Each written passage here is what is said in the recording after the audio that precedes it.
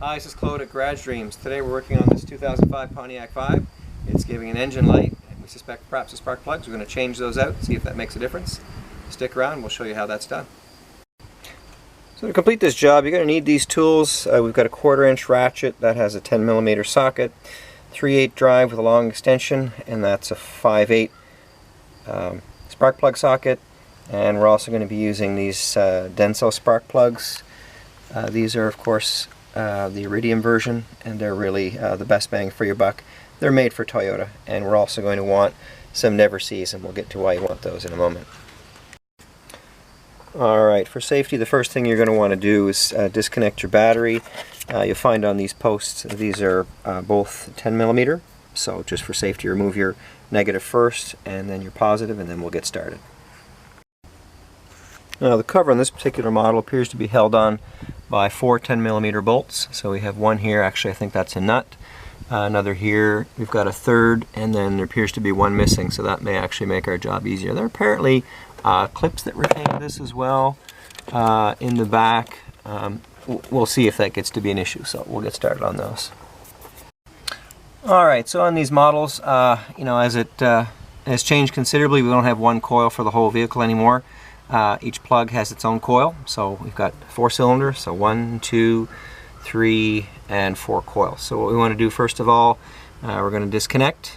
These are a pry off, basically a squeeze at the back of those connectors. So it's a squeeze here and a wriggle to get that to remove, and once that's removed, we're going to remove our 10mm bolt. And because these can be fragile, we actually just want to wriggle this carefully back and forth as it comes out so it doesn't break and we don't have to replace the coil pack, and then we'll get to our plugs. Now thankfully when you're removing these, you'll notice that these are pretty small bolts, actually be the equivalent of something like a 1/4-inch bolt. But you'll notice at the top here, if I can get a clear picture, there's actually a number 10 at the top of the bolt. So a grade 10 bolt is what we want. We don't want these snapping off, so thank you, Toyota. Now again, these coil packs may stick, they may come out easily, so we just give this a slight wriggle, and we'll notice that one there is moving quite easily, so we should be able to just extract that without too much challenge. Just going to wriggle it as we're removing it. There is a seal as well at the top, it's going to come out with it. So that is our coil pack. I mean, if it's working, there's no really way to tell otherwise that it's not, so we're going to assume that it's okay. Now when you're extracting these, you just want to make sure that you're sort of respecting the angle that's built into the cylinder head. So these are not totally vertical, there's a slight lean, they lean backwards, and just keep your hand on that extension, keep that steady so it's not rocking. We don't want to be risking breaking the plug. Now this one came out quite easily without any challenge whatsoever. In fact, if anything, I would say it was a little loose. And I mean, by looking at it, it's sort of gray. It doesn't look black or oily, so the plug looks to be in decent shape.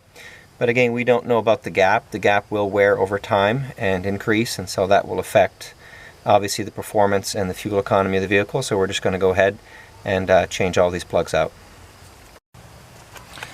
So again, just for clarity regarding the plug, if you're considering a cheaper version, and these are probably among the most expensive, if you're considering going with copper or platinum, Iridium obviously have been demonstrated to last considerably longer. There are people running vehicles with 150, 200,000 kilometers with the same Iridium plugs, and they're still driving, so it's remarkable. So these are definitely worth the investment.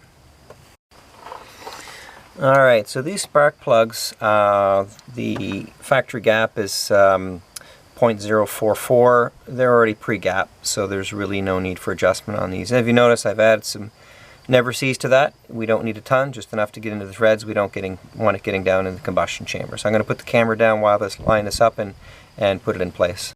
So I had a wobble extension on this socket, but it was not really cooperative because just making it much more difficult to line it up. So what I've done is just use the extension itself just to turn it in there carefully. I've snugged it up hand tight. We're going to snug it up with the ratchet and then give it maybe another 1/8 of a turn, then we'll put that back together. So if you can see here, I've just got one hand on the head of this ratchet, I'm just turning this till I've got resistance, and I'm going to give it a slight more turn. No gorilla grip necessary here. Now when you get to this third plug, you may have an issue here. In fact, I think you will. The coil pack is actually situated underneath a retaining bolt for this rear rail. So there's a bolt there, and then at the far end here, there's just a nut. So if we can remove those two and get the rail out of the way, that'll allow access to the third and fourth coil packs without any issues.